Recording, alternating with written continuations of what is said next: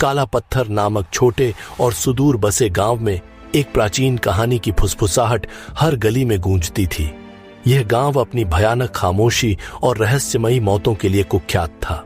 इस गांव में एक काले पत्थर के अभिशाप की कथा प्रचलित थी, जिसके बारे में कहा जाता था कि जो भी उसे छूता उसकी मौत निश्चित थी।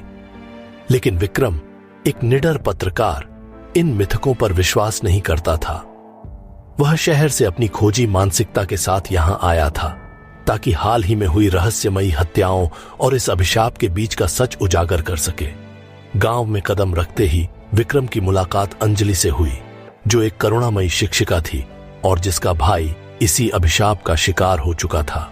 अंजलि के दुख के पीछे एक दृढ़ निश्चय था, सच को सामने लाने का। इसी उद्देश्य ने विक्रम और अंजलि को स्वाभाविक साथी बना दिया। दोनों ने मिलकर काला पत्थर के रहस्यों की परतें खोलनी शुरू की। जैसे जैसे वे गहराई में उतरते गए, गांव की रहस्यमयी कहानियों के पीछे छिपे काले सच का पर्दाफाश होता गया। जल्द ही उन्हें पता चला कि गांव के कुछ प्रभावशाली लोग एक भयानक साजिश बुन रहे थे। काले पत्थर का अभिशाप केवल एक छलावा था जो उनके अवैध खनन कार्यों को छिपाने के लिए फैलाया गया था। इस मिथक ने उन्हें बाहरी हस्तक्षेप से बचने का सही बहाना दे दिया था।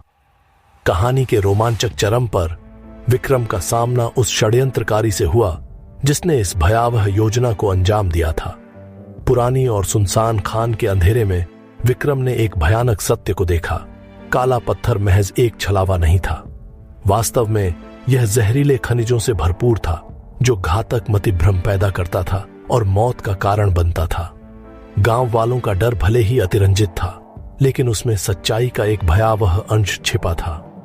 अपने साहस और सत्य के प्रति समर्पण के बल पर विक्रम ने उन अपराधियों को बेनकाब किया और उनके काले कारोबार को उजागर कर दिया। गांव अब अंधविश्वास के बंधनों से आजाद हो चुका था। विक्रम ने इस पूरे घटनाक्रम पर एक शानदार लेख लिखा जो अंधविश्वास के खतरों पर एक कड़ी चेतावनी बन गया। अंततः काला पत्थर का गांव अब भय से नहीं, बल्कि सत्य और साहस के प्रकाश से जगमगा रहा था।